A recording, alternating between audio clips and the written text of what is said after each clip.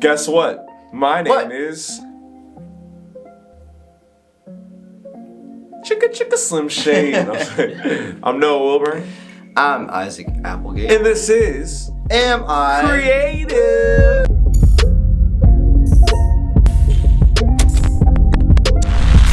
This week, I wanted to do something a little bit different than what we usually do on Am I Creative? I wanted to ask more personal questions rather than less business questions. Okay. To get to know you guys more. So, to begin, where did you two meet? Panera. Officially. yeah. I mean, like, we had known each other since, because we went to church forever together for like, we've been going to same church for like 5 years.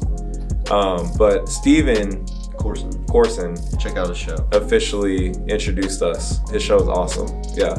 It's called the Steven Corson Show. So original. But it's actually really, really helpful.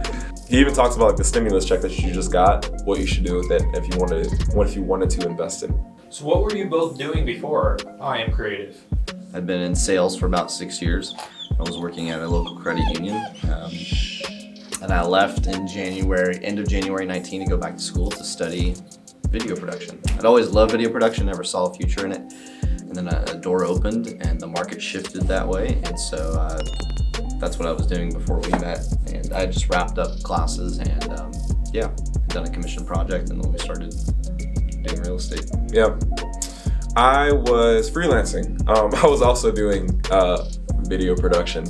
I wasn't like the greatest at it, but I was like learning how to do it. So I was kind of like in the beginning stages, but I was more so trying to find people to like put this idea together, but then also like making money by shooting videos and photos of whoever I could. When you were a kid, what did you want to do when you grew up?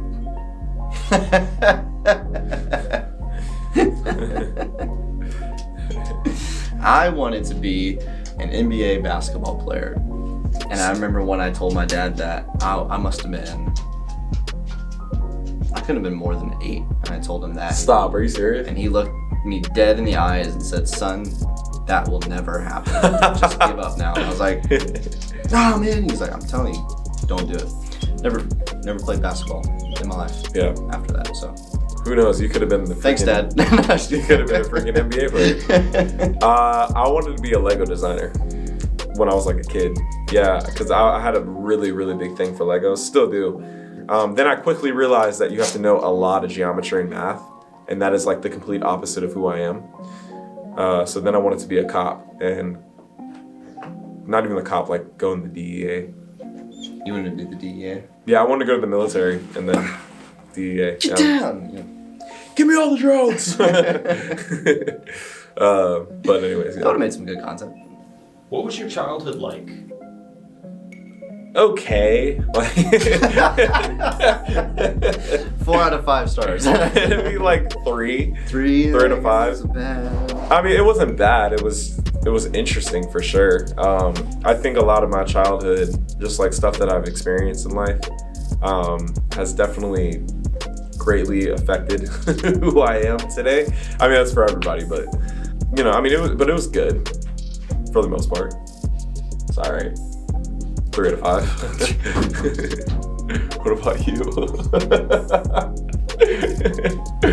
People wouldn't have expected that answer from me, because people were like, "You're like, oh, you have a good family and all this stuff." It's like, yeah, I mean, that's not like my whole life. You know what I mean? Like, It's a snapshot. it's a snapshot. You guys don't know me.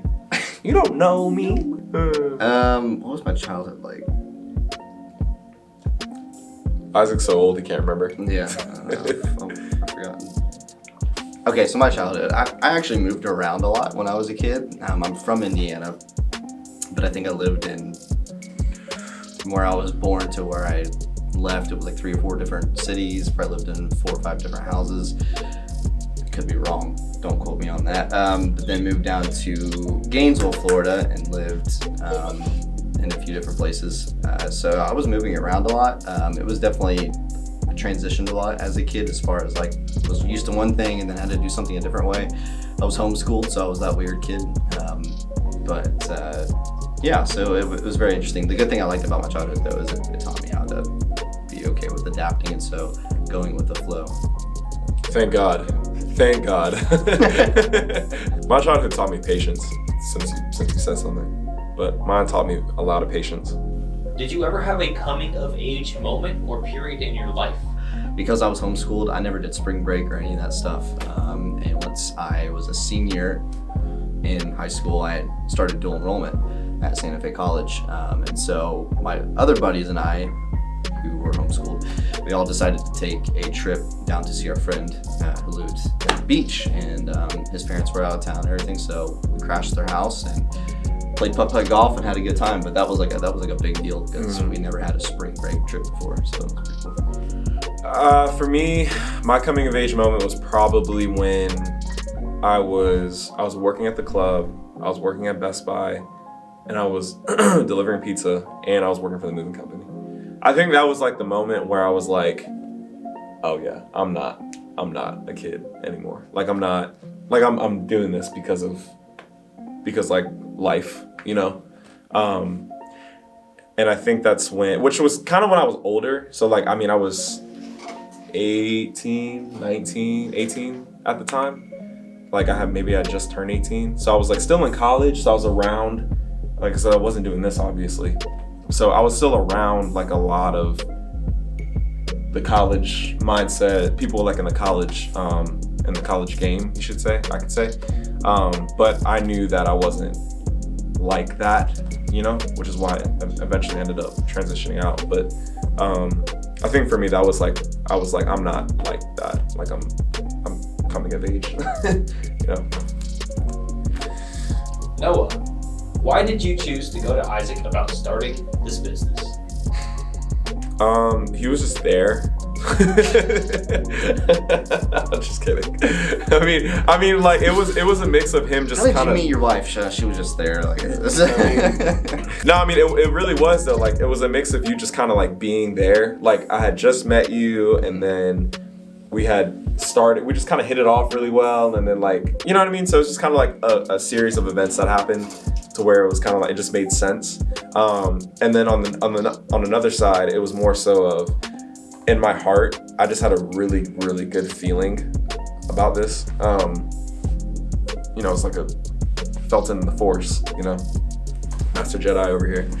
But yeah, I mean, it was kind of a mix of circumstances and then faith, honestly. And it was just really in my heart to bring this idea to him. And it's worked out so far. So here we are. I must be doing something right. Isaac, what was your reaction when Noah asked you to partner with him? This is a good story. This is a really good one. I thought he was a little crazy. I don't make rash decisions very often, and so even though we had hit it off really well, I was like, this was a whole new field for me. I had left a field I was very familiar with, jumped into this world of videography and freelance, and I just didn't know what the future holds. So my main concern was, I don't know what's going to happen 2 weeks from now. How can I make a commitment to be a business partner in this?